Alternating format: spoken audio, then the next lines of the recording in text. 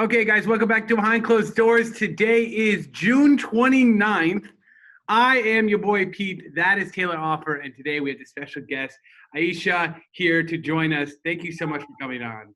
Thank you for having me. I was telling you when I got on, I feel honored. Like, this is such a... If anybody doesn't know, Aisha is a huge group chat fan.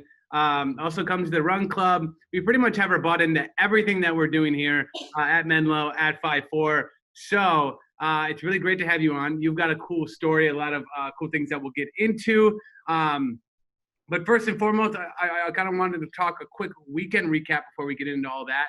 I actually hit the bars this weekend. Aisha, I know you before this. You told me you had gone out as well. Taylor, what did you do? Like a responsible adult, unlike you guys, I stayed home and quarantined and socially distanced. I just can't believe what you guys are just running around going to bars and stuff. Says you, who reported live on the scene, which other people called you out for, saying you only put your mask on for that clip. Is that true or is that false? Can we get some clarity? I can't confirm or deny that. I knew you did it too. There's no way you had that mask on beforehand. I pretty much always have the mask on, except for right now. I'm in my house. It doesn't count. I went to the gym today with the mask on. That was cool. How was the gym? Is the gym packed there or no? Surprisingly, kind of. I really keep my distance and stay away. But it's like, if you've ever done cardio or worked out but not been able to breathe, I'm huffing and puffing, and I'll just go take my mask off, take a deep breath, because I can't breathe. When I'm with the mask on, it's really hard when you're trying to do cardio. What gym is it? Do they have a rule where you have to wear it the whole time? Yeah, it's Gold's Gym. They do have the rule. You have to wear it the whole time. But I heard Gold, everyone's wearing it here, and it defeats the purpose. There are a lot of people that are wearing it lower. And oh my God, I saw this one guy in the bench press, and he was fully sweaty, and he had 3 45s on each side, a big meaty Gold's Gym dude. And he's going exhaling, he's dripping sweat, and he was out. You just saw these things going everywhere. And right when I saw that, I was I cut my workout short. I was I'm out of here. And those are the droplets that they're talking about. I visibly saw the droplets. I was I'm going to head out. Peace. Oh no. That's a little sketchy. It's been interesting to see the workout community, how they've approached this. You got to get your gains, bro. A lot of people just can't do their gains with a mask on. They just have such a hard problem with that. It's crazy. You know Cliff, right? He comes to Run Club sometimes. Yeah. So he subleased my apartment, that apartment you went to, that tiny little apartment in Culver City. It's a tiny little 1-bedroom, probably 700. He literally has a whole gym in there. Yeah, he has 3 guys living there with him. So there's 4 people in a 1-bedroom, and he has a bench press in his room, a pull-up bar, and a full weight set in a little 700 square foot apartment. It's insane. Hey, Lisa, out of the camera. That's. Yeah, what are you making? I mean, that is I know that's leaving me speechless. I don't know. Does he sleep on the bench press? The bench press is right next to his bed, and those are the only 2 things in his room. Interesting. And then he's home too, because it's quarantine. You're not gonna go work out work anywhere, because coffee shops are closed really still. Yeah, they're home all the time, and they work out, and they're all jacked. I say that's probably why they're jacked. They're just sitting there working and working out all day. Yeah. He literally he bench presses all the time. Imagine just being he works out at 3 a.m. It's really weird. He works out 24/7. Yeah, wild.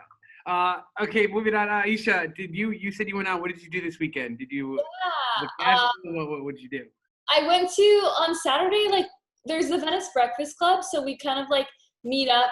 It's big. There's a bunch of people, 30 people, but then we moved to the beach because we'll start off at we went to Cabo Cantina, right at Washington. Yep. And then we all met up there, and then we all went to the beach. So that was pretty safe. The beach was busy, but everyone's kind of in their bubbles, and it was fun. Everyone was together, and then went to a house party later in the day. Was I guess wearing masks? No. Oh, you're a part of the problem, but so am I. Was it a poppin' party? Pretty busy? Not too bad.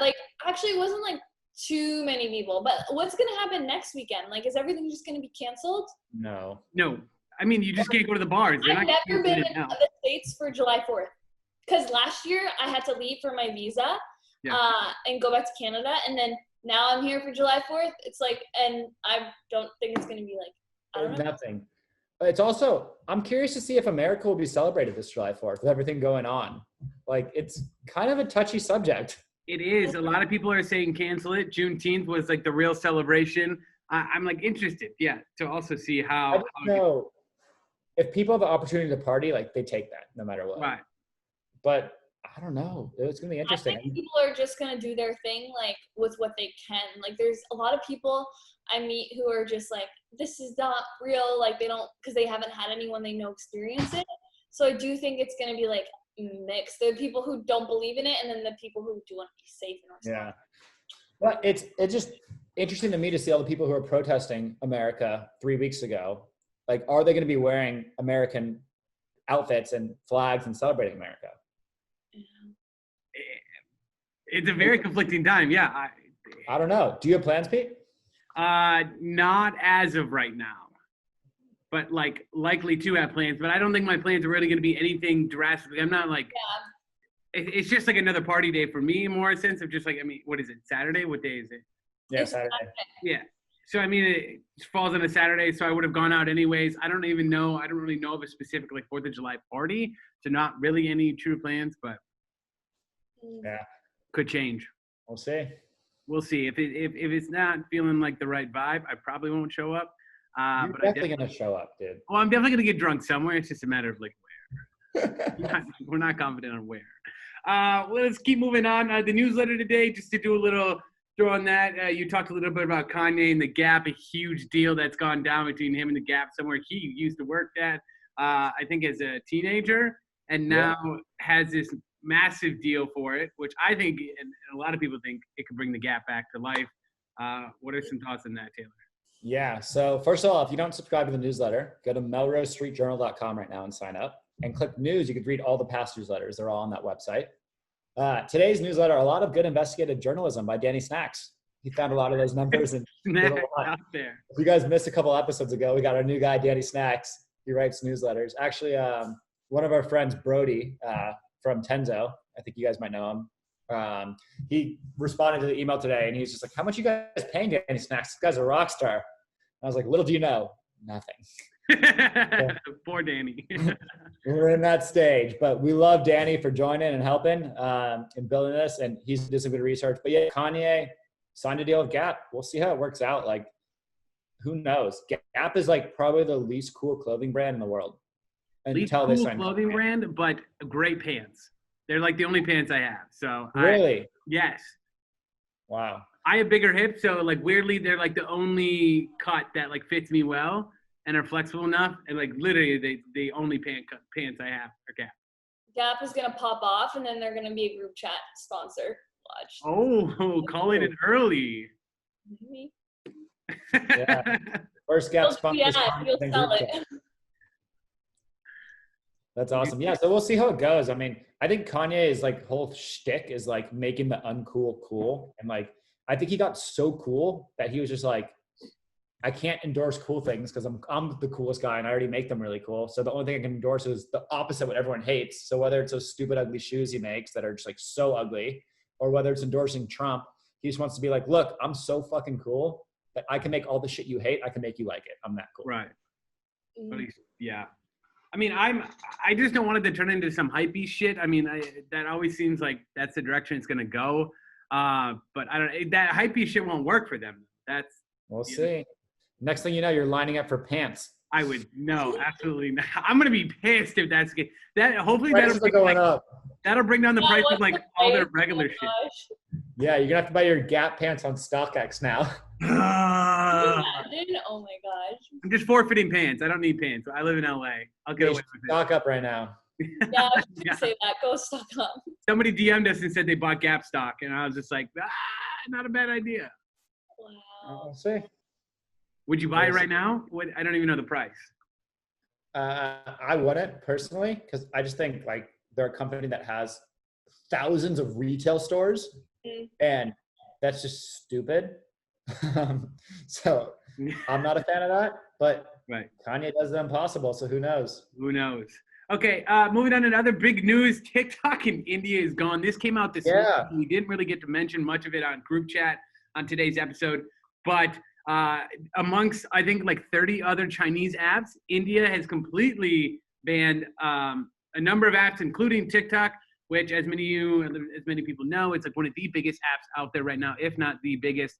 And it was a big topic of conversation because on the episode they were talking about it being a giant security risk.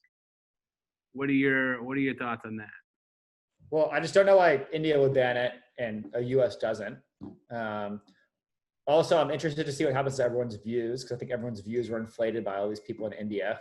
Because it was like, they said it was a large percentage of users in India. I could be making that up. Sorry, say that one more time. You cut in and out a little bit on my end. A large percent of, they were saying, I think I might have read somewhere like 3 out of 10 people on TikTok are Indians. Like they lost like 30% of their user base. I don't know if that's true. Have you ever found the Indian side of TikTok? It's like, dude, it's fire. Indians are fucking fire.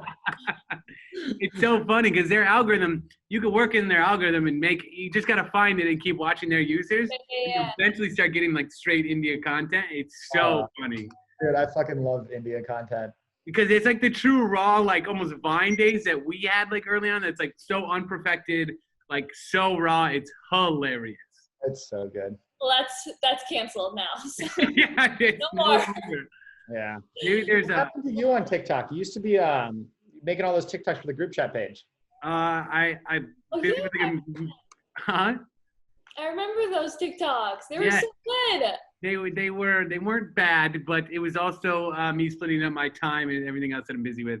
So TikToks were just like. I just remember that being a crucial part of your job description, and you're asking for a raise, and you're not even doing your job. You had one job. I had one go big. Did the account do well? Like, did it grow quick?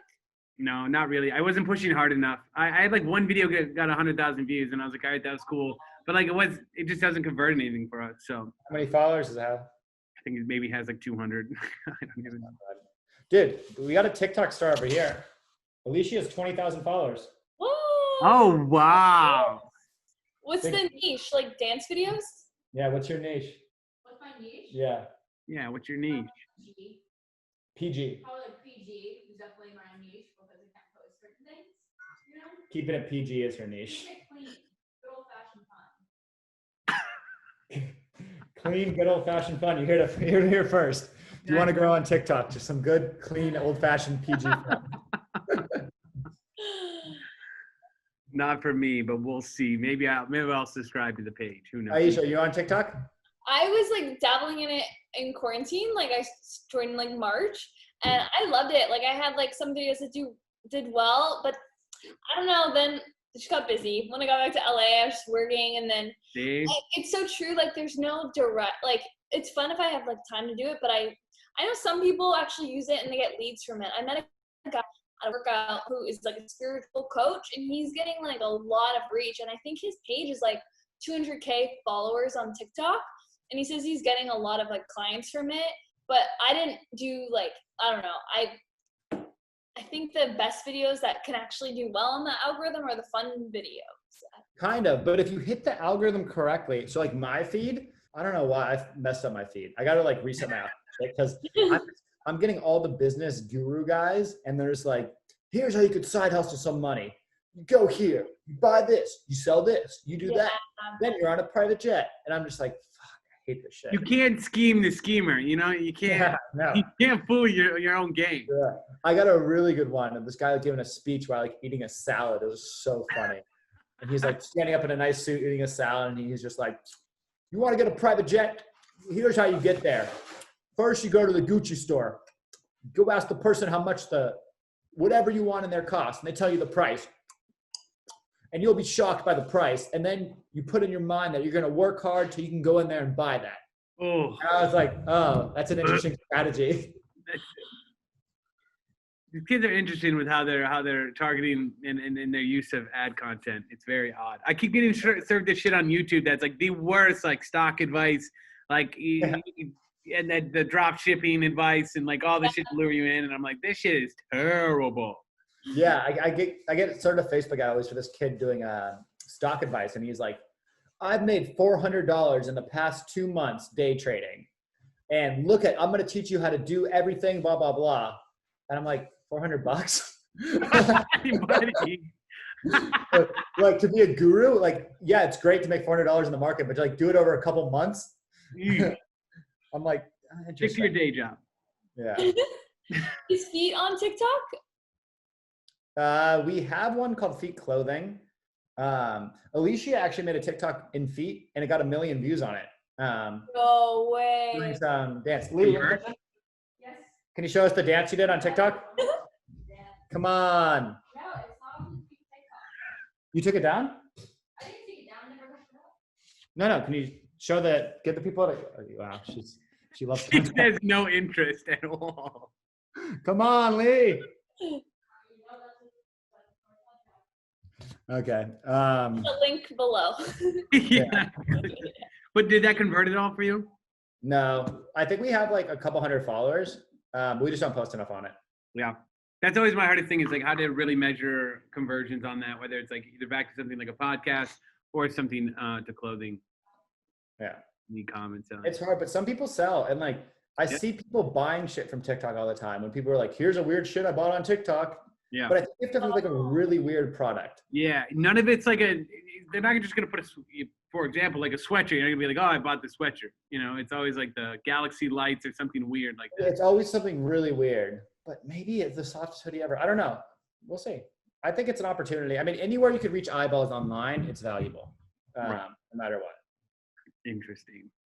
Okay, so moving on from all of that, we'll talk a little bit about Aisha and some cool things she's done. So she actually has her own podcast called Coffee and the Vibe, right? Taylor was on it. And Taylor's been on it. So maybe let's hit at that a little bit. Tell me a little bit more about Coffee and the Vibe. Yeah, well, it's been so organic. Like, I started it because I moved here from Canada. Also, side note, like, what Trump's doing with visas, I'm getting so many people hitting me up, like, so depressed because they can't enter the country. Right. And it's just, like, crazy with what's going on.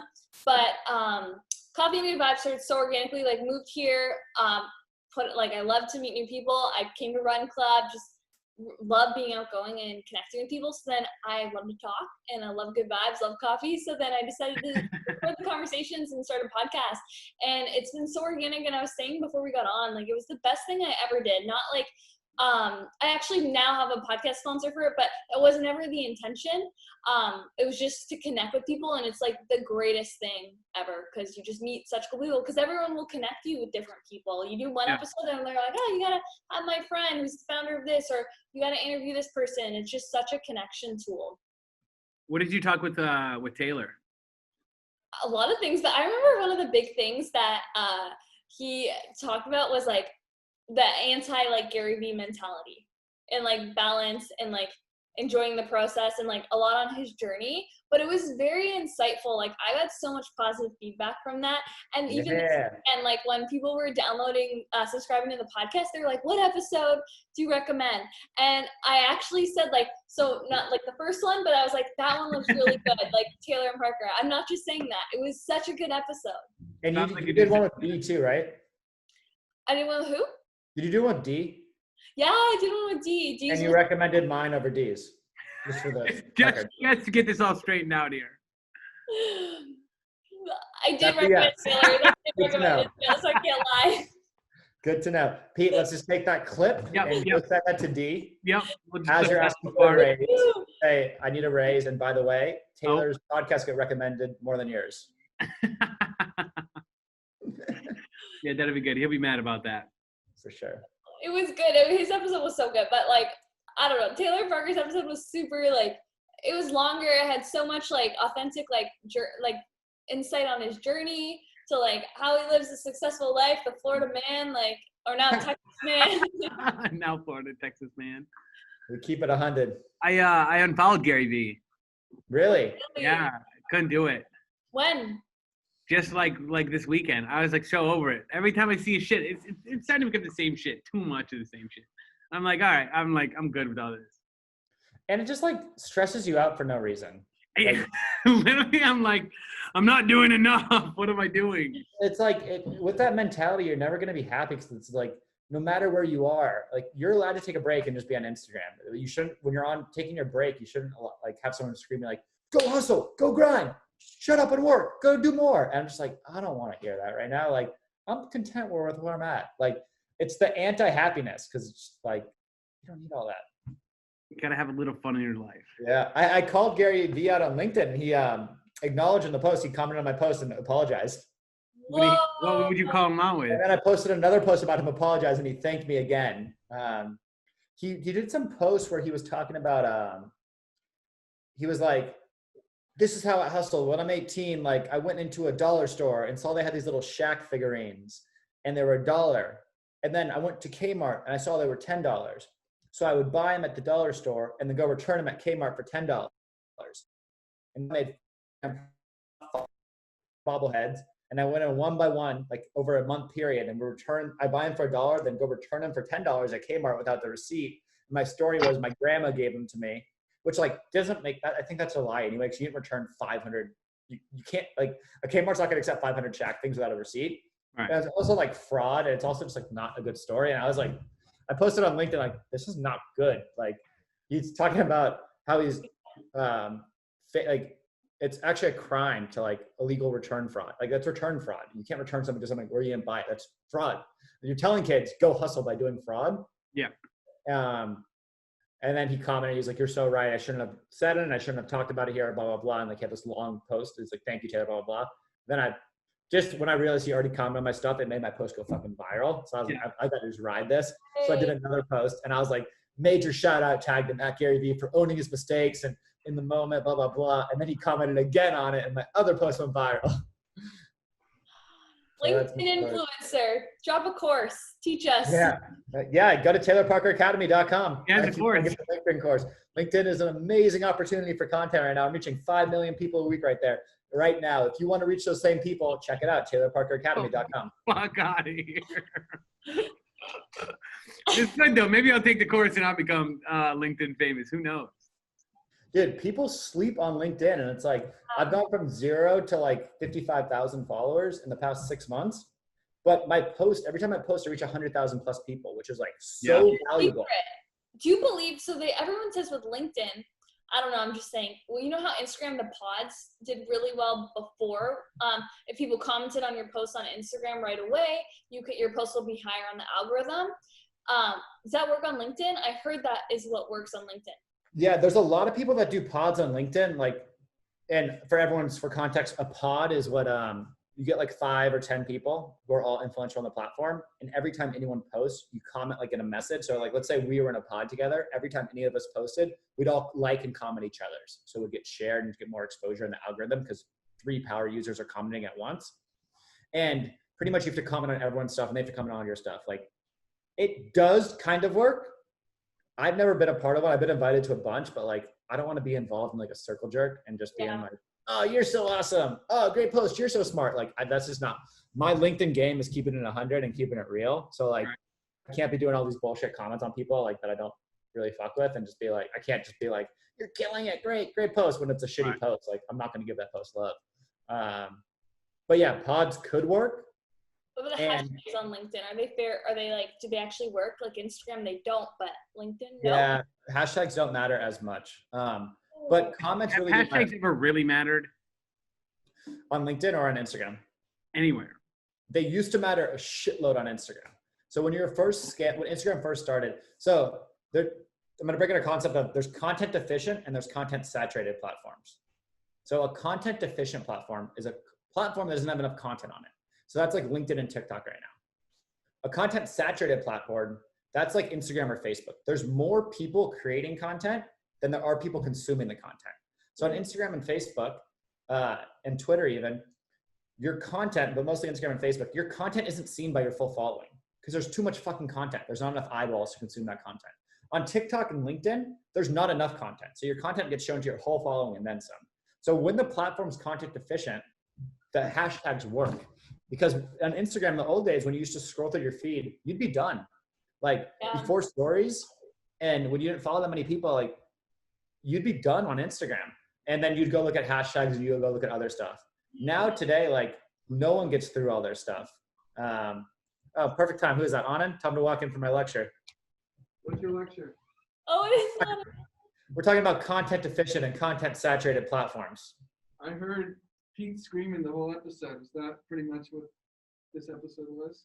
He was yelling for you. He was saying, Anand, go get me a cold Costa. I don't think he has one. This is the first episode. You don't have a Costa Brava. Oh, We're all out right now. I drank them all. I drank the last one last episode. I have to get more. Wow. How many Costas have you bought in your lifetime? The other day I had to buy some because we had to buy a store out. So I went and bought like $50 worth of Costas. So, and how many Costas do you think you've drank in your lifetime? That's a large amount. Over 100? Oh, well over 100. Easily over 100. No way. 300? Huh? 300? I would probably say 300 is a good number, sure. Because every time you drank, you crush 5, 10? I'm probably anywhere between 3 and 5, guarantee. Heavy nights, we're talking like 8, 9. Had a couple heavy nights. I bet 2 to 3 is pretty. Damn. A lot of Costas. And Costa's like a great. 3-month period. Huh? In like a 3-month peried. Yeah, that's a great, no carb, no sugar. You're averaging about 100 Costas a month. It's pretty impressive. It's really impressive. I mean, you finish 2 every time we do one of these. Yeah, and then I'm hammered for like an hour afterwards. It's amazing. tolerance is probably through the roof though. Eventually, like keep at this rate. It's only up from here. Run up. So speaking of all things, courses and other things happening, Aisha has said that she's also launching an influences and personal brands. Aisha, you're a branding consultant, correct? Yeah. Yeah. So let's talk a little bit about that course. Quick, plug it real quick, and then plug your socials as well. Yeah, thanks so much. So I literally, it birthed out of quarantine. I totally was like, okay, I need to pivot what I'm doing and help more people on the platform. So basically, in short, like to dumb it down, like the course is literally for any like personal brand or influencer who has a platform, who has influence, has a following, and wants to learn how to monetize it strategically. So I teach you how to like build out the business from your influence. So like with whether that be coaching services, brand and PR deals, because I find a lot of influencers just rely on waiting for a brand to DM them and be like, hey, will you do a post for this? That's it. And like, that's their only source of income. And my whole thing is like, if you actually build a brand with strategy and you learn how to actually create a business that, like from you showing up and serving your audience, you have like income coming in regardless of brands, like that is what the course helps you do. And then even within that, like PR and helping influencers land brand deals is a part of it, because I think that a lot of influencers, and Taylor may have like an opinion on this too, influencers can sometimes be underpaid or they just don't know their audience. Like if a brand DMs them and is like, hey, we'll pay you $200, or they'll even say like, we'll send you a sweater, will you post? They'll say yes, or they don't know their brand value. So I just feel like that whole area is kind of like gray, and I want to teach them on how to like actually negotiate a deal with a brand, because when you learn how to do that, then there's a lot of power. Like for example, with my brand, like a brand came to me for an Instagram post and now they're a podcast sponsor because I shifted it and I'm more excited to do a podcast like commercial. So then they were down for that. But it's like you need to learn how to pitch yourself to brands, not just I'm going to take that. Hey, I need to learn. I have affiliate links too. It's because I'm like, I want to like make sure like the course grows, and I'm gonna like anyone who tells their friends, like I have the live version going on right now, which has been really helpful, like doing a live group and seeing their results, and then they're all telling their friends. So it's awesome. It's been good. I'm like loving, I'm trying to like, I'm inspired by Taylor, like I've realized I've been doing so much brand consulting and I love talking and being on Zoom, but I want to have something that's passive and like where I can just send people a link and they can access like everything that I teach, but where I can actually like work less essentially and have that kind of business model. I dig it. I have an Instagram at Taylor Parker that has like 175,000 followers or something. It's verified. I don't use it all. I don't post anymore. How much money could I be making from that a month if I take your course? A lot. If you actually, through brand strategy, through posting, but then you got to post now every day, and then we can definitely build that. Like that could be its own brand on its own with so many things. Do you guys don't post at all on it? You just left it? I don't think I posted for like 6 months on it. Are the was the audience engaged before you? Yeah, really engaged. We get like, 10 to 25,000 views a video. I just started posting on LinkedIn and getting more views, so I went there. Wow. But I think right now you still have that organic reach. I think we do. Yeah, I mean, I don't know. I haven't posted for fucking 6 monts. I remember on our stories we had reached like anywhere from 5 to 15,000 people with every Oh story. my god. I want to take that Instagram. Like, let's do something with it. Let's use it as a case study. But I don't want to do all the bullshit content all the time. It depends what the business. I need Pete. Pete, you got to make my content. Yeah, How that's much is true. he paying you? If he, So sick. Yeah, yeah, give me. Pete doesn't give you the raise. Come over here. I got you.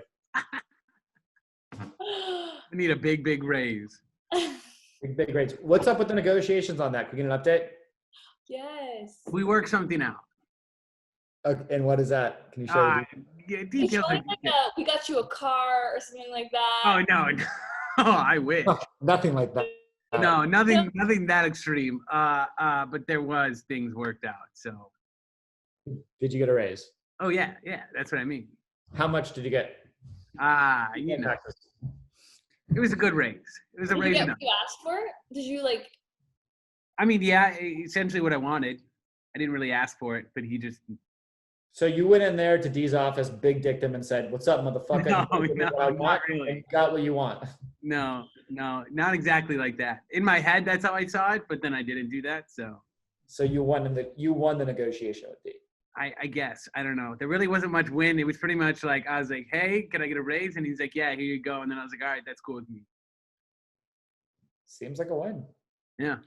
So as a joke, you should film it, put a hidden camera in his office, and like 2 weeks from now, go and say, I'm ready. I want another raise. And just put a hidden camera. Can you please do that? He'll never see this, so he'll never know it's coming. Yeah, we might have to do that. That'll be some good content. Yeah, put some cameras in the office and be like, I'm gonna go prank my boss. I just asked him for a raise. Everyone on group chat would love that. And That just would be watch his reaction, like in a serious way. He'd be like, are you fucking kidding me?